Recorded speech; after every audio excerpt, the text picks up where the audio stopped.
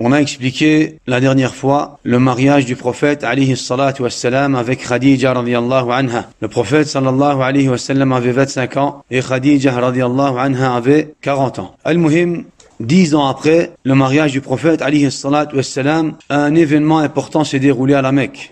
Les gens de la Mecque, les habitants de la Mecque, Quraysh, les tribus, ont voulu reconstruire la Kaaba. Ils ont voulu reconstruire la Kaaba. Le prophète sallallahu alayhi wa sallam a donc 35 ans. 5 ans avant la prophétie. 5 ans avant la prophétie. Et les habitants de la Mecque, les mécréants de la Mecque, veulent reconstruire la Kaaba. Pourquoi? Parce qu'il y a eu des inondations. Il y a eu des inondations et les murs de la Kaaba s'est abîmé. Al-Muhim, les savants disent, à cette époque-là, la construction de la Kaaba était toujours sur la première construction du prophète Ibrahim alayhi salatu wassalam. C'était toujours la première construction qui existait. C'était des pierres, radman. Radman veut dire des pierres posées sur des pierres sans qu'il y ait de ciment ou de boue entre les deux pierres. Donc, les habitants de la Mecque ont voulu rénover, reconstruire la Kaaba. Bien sûr, ils ont eu peur. Ils ont eu peur, pourquoi? Parce que les mécréants de la Mecque, malgré qu'ils sont mécréants, ils respectent Baladullahi al-Haram et Baytullahi al-Haram. Ils avaient un respect envers la maison d'Allah subhanahu wa ta'ala. Ils honoraient, ils glorifiaient, ils exaltaient la maison d'Allah subhanahu wa ta'ala. Et donc ils ont eu peur. Ils ont eu peur de détruire la maison d'Allah subhanahu wa ta'ala. Ils ont eu peur d'être touchés par quoi? Par la colère d'Allah azza wa jal. Par la colère d'Allah subhanahu wa ta'ala. Alors, Al-Walid ibn al-Mughira, un des chefs de la Mecque, a dit « Ana abda'ukum fi hadmiha,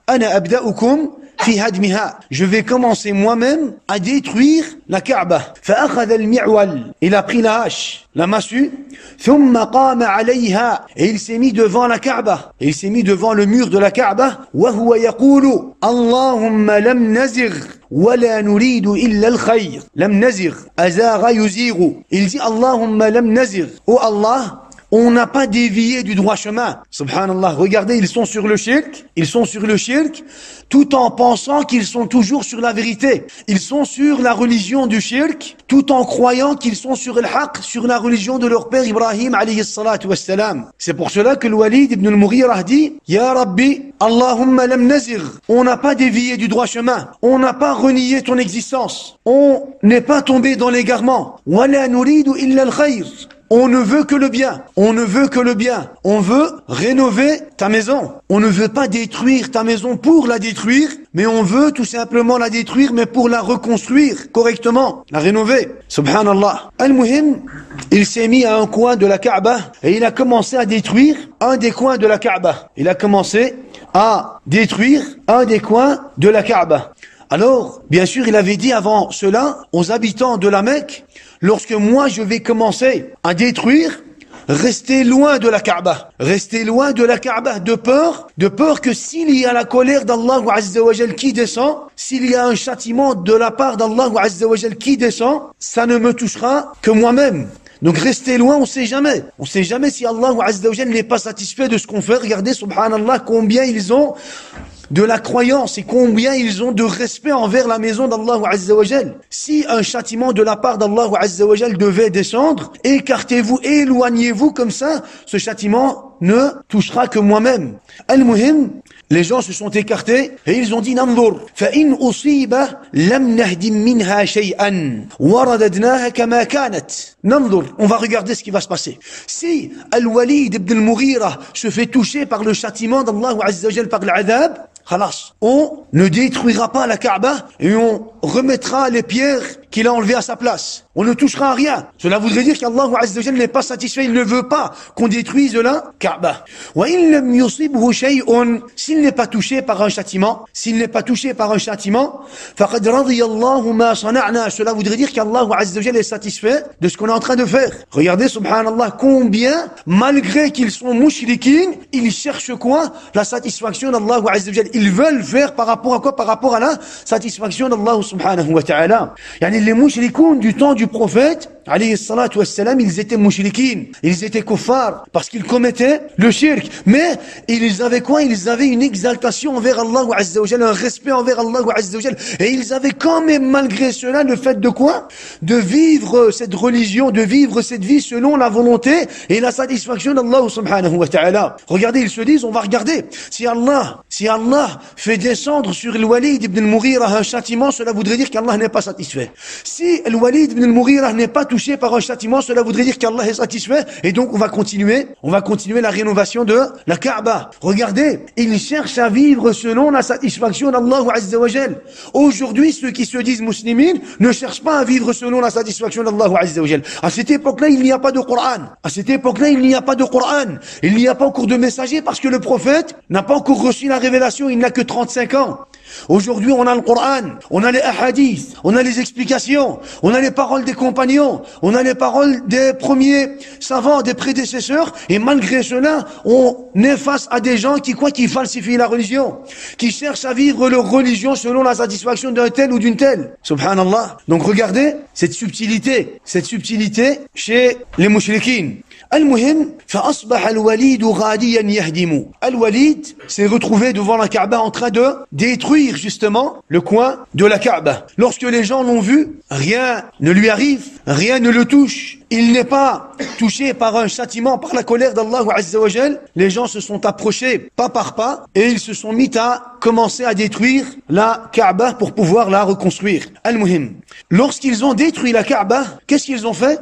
Ils se sont partagés la tâche de la reconstruire. Il y a 4 grandes tribus à la Mecque et alors ils ont dit chaque grande tribu va se charger de construire un mur. Chaque grande tribu va se charger de construire un mur. Et les tawarites de la Mecque, les mouchlikoun, les chefs, les kuffars de la Mecque, eux-mêmes ont participé. Ils ont participé. Et les personnes âgées ont participé. Pourquoi? Parce que c'est un mérite. C'est un mérite de construire Baytullah al-Haram. Cette première maison qui a été construite par qui? Par leur grand-père Ibrahim alayhi salam. Ils acceptent Ibrahim. Ils acceptent Ismaïl. Ils acceptent Allah Azza wa Jal, mais ils sont sur la religion du shirk, ils sont mouchriquins. Pourquoi? Parce qu'ils donnent des associés à Allah Azza wa Jal. Parce qu'ils n'ont pas le tawhid en eux-mêmes. Alors, le prophète, alayhi salatu wa salam, lui-même a participé.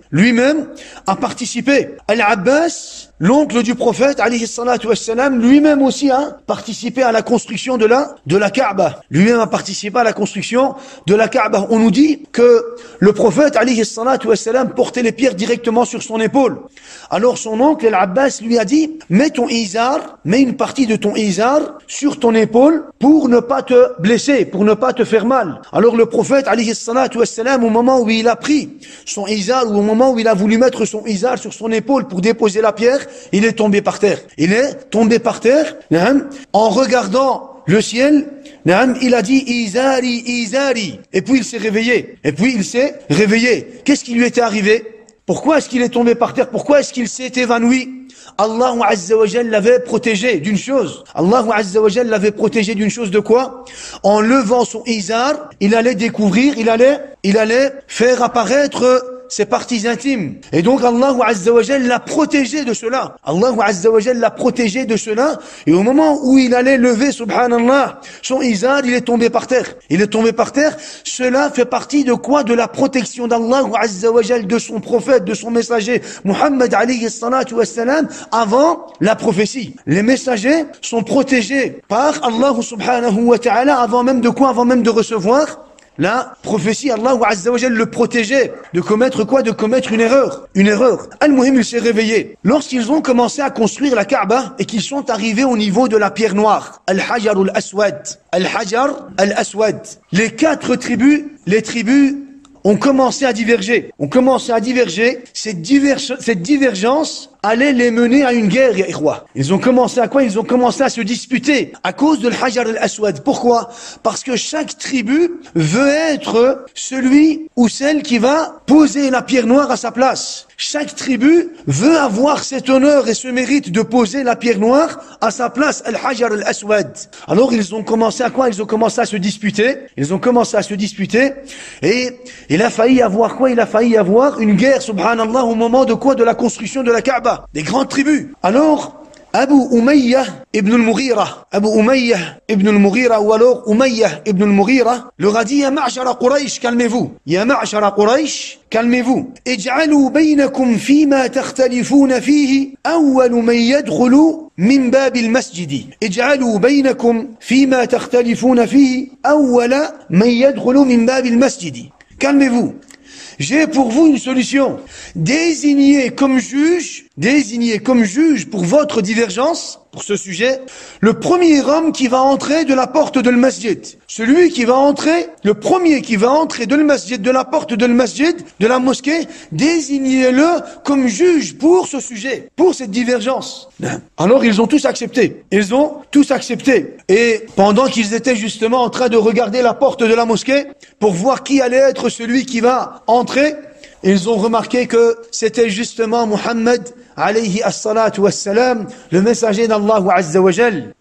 Et lorsqu'ils ont vu le prophète alayhi as-salatu was-salam, ils ont dit Hada al-amin, c'est le digne de confiance. Qad radina, nous sommes satisfaits de lui et nous sommes satisfaits de son jugement. Subhanallah. Regardez, c'est important. Tout cela avant la prophétie. Avant la prophétie, ils le nommaient Muhammad al-Amin. Muhammad al-Amin. Et ils étaient satisfaits de lui. Et vous allez voir par après comment est-ce qu'ils vont se comporter par après. Lorsqu'il va venir avec quoi? Lorsqu'il va venir avec la prophétie. Al-Muhim, le prophète alayhi salatu wassalam est arrivé et ils ont dit Hada Muhammad, Hada al-Amin, Qad radina, nous sommes satisfaits de lui et de son jugement. Juge entre nous, ya Muhammad, juge entre nous. Qui va mettre cette pierre noire? Alors le prophète alayhi salatu wassalam, regardez, Allah azza wa jal prépare le terrain pour les habitants de la Mecque et il attire l'attention sur le prophète Muhammad alayhi salatu wassalam. Vous êtes en plein divergence et celui qui va régler votre problème, c'est qui? C'est Al-Amin. C'est Al-Amin Muhammad alayhi salatu wassalam. Et donc l'attention des gens est attirée vers le prophète Muhammad alayhi salatu wassalam. Cet événement va être parlé, va être discuté, va être transmis par après. Et donc les gens vont entendre parler de Muhammad Al-Amin. C'est lui qui a jugé. C'est lui qui a quoi? C'est lui qui a mis fin à la dispute des habitants ou des tribus de la Mecque en ce qui concerne la pierre noire. Alors le prophète alayhi salatu wassalam leur a dit Halummu thawban, amenez-moi un tissu. Et puis, le prophète, alayhi salatu wassalam, qu'est-ce qu'il a fait? Il a pris la pierre noire et il a déposé sur le tissu. Et il a demandé, subhanallah, à chaque tribu de tenir le tissu d'un côté. Donc, chaque tribu, chaque chef de tribu est venu et a tenu le tissu d'un côté. Et ils ont levé la pierre noire, ils ont levé le tissu avec la pierre noire, ils se sont rapprochés de l'endroit où il fallait déposer la pierre noire, et le prophète, alayhi salatu wassalam, a été celui qui a déposé la pierre noire. Et ainsi, toutes les tribus ont participé au placement, on va dire, de la pierre noire, et le prophète, alayhi salatu wassalam, lui a été celui qui a quoi? Celui qui a directement placé la pierre noire. Na'am, al-hajar, al-aswad. Na'am. Al-Muhim, le prophète, alayhi salatu wassalam, a eu ce mérite. Allah azza wa jal a destiné cela au prophète, alayhi salatu wassalam, pour que les Arabes de la Mecque gardent un œil sur le prophète, alayhi salatu wassalam. Pourquoi? Parce qu'il a eu un mérite. Pourquoi? Parce qu'il est Al-Amin. Pourquoi? Parce qu'il a mis fin à une guerre. Il a empêché une guerre. Et il a eu, lui, le mérite de quoi? De placer la pierre noire. Qui a placé la pierre noire? Muhammad. Par après, lorsque les tribus, lorsque les caravanes et les gens qui venaient à la Mecque et qui posaient justement des questions à propos de la construction, de la rénovation de la Kaaba et qu'ils demandaient à propos de la pierre noire, les habitants de la Mecque disaient Muhammad alayhi salatu wassalam, c'est lui qui a quoi? C'est lui qui a placé la pierre noire. Donc il a eu le mérite de quoi? Le mérite de placer la pierre noire et le mérite de mettre fin ou d'empêcher une guerre qui allait quoi? Qui allait commencer entre les Arabes. Il a justement gagné une place encore plus grande auprès des tribus arabes à la Mecque. Al-Muhim, vous savez aujourd'hui, une parenthèse, à la Mecque, à la Kaaba, l'endroit où il y a la pierre noire, il n'y a plus la pierre noire. Tamam. Il ne reste que quelques morceaux de la pierre noire. Pour celui qui a déjà fait Al-Hajj ou alors Al-Umrah, lorsqu'il s'approche de l'endroit où il veut, parce qu'il fait partie de la sunnah, le fait de quoi? D'embrasser la pierre noire. Si tu ne sais pas embrasser, tu touches avec ta main. Si tu ne sais pas toucher avec ta main et que tu as un bâton à la main, tu peux toucher avec le bâton. Et si tu ne sais pas toucher, tu fais signe de ta main. Bismillah, Allahu Akbar. et tu fais le tawaf. À cet endroit-là, il n'y a plus la pierre noire. Il y a des morceaux. Pourquoi? Parce qu'il y a eu une époque dans l'histoire où les Rafidah, al-Qaramita, al-Kuffar, qu'est-ce qu'ils ont fait? Ils ont envahi la Kaaba. Ils ont envahi la Kaaba et ils se sont emparés de la pierre noire. Ils ont volé la pierre noire. Ils ont volé la pierre noire. Pourquoi est-ce qu'ils ont volé la pierre noire? Ils ont volé la pierre noire, soi-disant, pour prétendre que c'est eux qui doivent être désignés comme quoi? Qui doivent être désignés comme dirigeants sur les musulmans. Al-Qaramita, Ahl Sunnah ont toujours confronté les Qaramita, les Rafidah, les Kafara. Donc qu'est-ce qu'ils ont fait? Ils ont volé la pierre noire et entre-temps quand ils l'ont volé, Mouhim qu'elle sait que la pierre noire a commencé à se déplacer, on va dire, d'un endroit ou d'une main à une autre, elle s'est cassée. Et par après, les savants d'Ahl Sunnah wal Jama'a ou alors les gens d'Ahl Sunnah wal Jama'a, qu'est-ce qu'ils ont fait? Ils ont retrouvé quelques morceaux de la pierre noire. Quelques morceaux de la pierre noire. Et alors qu'est-ce qu'ils ont fait? Ils ont fait un genre, aujourd'hui, ils ont fait quoi? Ils ont fait un genre une pâte, un genre de silicone ou un genre de pâte, et ils ont enfoncé les quelques morceaux de pierre noire dans cette pâte. Et celui qui va embrasser la pierre noire, il voit cela directement sur place. Il sait faire la différence entre quoi? Il sait faire la différence entre les morceaux de pierre et la pâte. C'est pas comme quand on voit dans les photos ou dans les posters, on voit une pierre noire qui brille comme ça. C'est pas comme ça. Al-Muhim. Donc, la Kaaba a été construite en hauteur 18 coudées. À la base, c'était plus grand, 18 coudées. La porte de la Kaaba a été élevée. À la base, elle était au sol. Et donc, elle a été élevée. Ici, on parle de la construction de Quraysh. Elle a été élevée et le toit a été déposé sur 6 piliers. Et le toit de la Kaaba a été déposé sur 6 piliers. Les mushrikoun, les kuffars de la Mecque n'ont pas construit la Kaaba comme elle était construite. Ça veut dire quoi? Ça veut dire qu'ils ont rapetissé, qu'ils ont rétréci au niveau de quoi? Au niveau des murs. À la base, la Kaaba était rectangulaire, La Kaaba était rectangulaire. À la construction de la Kaaba, elle est devenue cubique. Pourquoi? Et tabaran, lorsqu'ils l'ont construit de cette façon cubique, qu'est-ce qu'ils ont fait? Ils ont fait un muret. Juste à côté de la Kaaba. Ils ont fait un muret juste à côté de la Kaaba. Pourquoi? Pour dire que la construction originale de la Kaaba est jusque ce muret.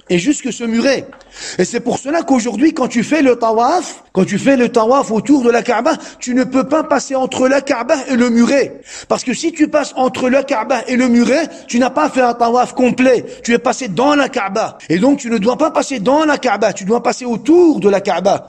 Ils ont fait quoi? Ils ont reconstruit la Kaaba, mais un peu plus petite, cubique, à la place de la reconstruire rectangulaire. Et pour garder la limite de la construction du prophète Ibrahim, alayhi salam, qu'est-ce qu'ils ont fait? Ils ont construit un muret, al-Hijr, un muret qu'on va appeler al-Hijr.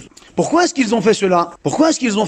Subhanallah, regardez leur subtilité, regardez comment est-ce qu'ils ont réfléchi. Lorsqu'ils ont justement voulu reconstruire la Kaaba, lorsqu'ils ont voulu rénover la Kaaba, ils se sont tous rassemblés. Et ils ont dit, on va reconstruire la Kaaba, on va rénover la Kaaba. Mais celui qui veut participer ne doit pas ramener de ce qu'il a comme argent haram. Il doit ramener de ce qu'il a comme argent halal. Il ne doit pas ramener de l'argent qu'il a gagné dans le riba. Il ne doit pas ramener de l'argent qu'il a gagné dans l'intérêt usuaire, dans le riba. Il ne doit pas ramener de l'argent qu'il a gagné par injustice.